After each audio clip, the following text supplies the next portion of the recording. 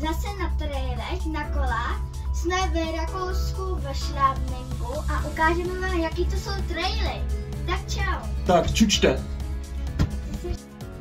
Tak, teďka pojedeme modrý trail, který se jmenuje Flow Line.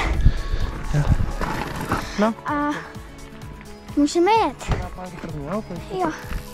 A tady zatáčka, tak si tam pojedeme. Jak se vám líbí. A lavice. A další.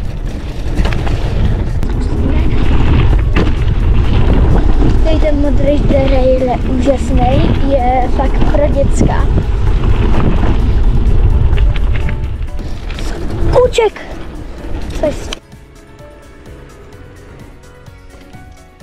Bych někde měl potkat ty své smráďata.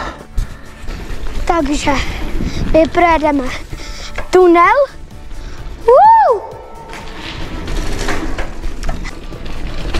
To ani moc těžká není.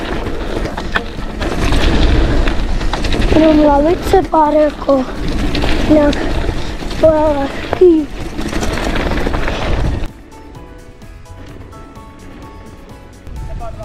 Ne, já to nedám.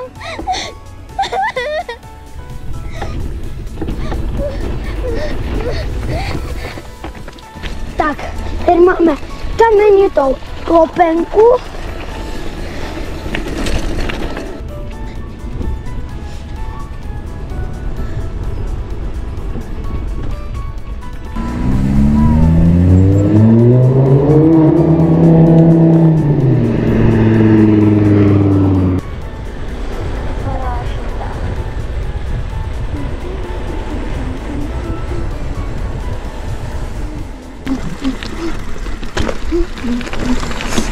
Tady to...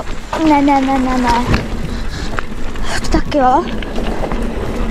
Teď si pojedeme ještě jednou modrou. Tak končíme mezi stanicem, protože tohle už v žádném případě neprojedu.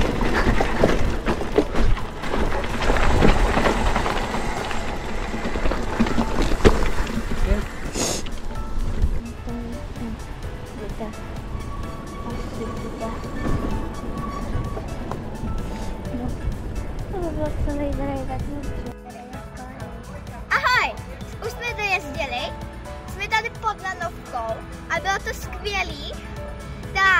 Nemohli jsme jezdit až semka dolů, ale jezdili jsme do mezistanice a pořád jsme jezdili jednu modrou, ale kousli jsme se s bráchou a jeli jsme i kousek černé.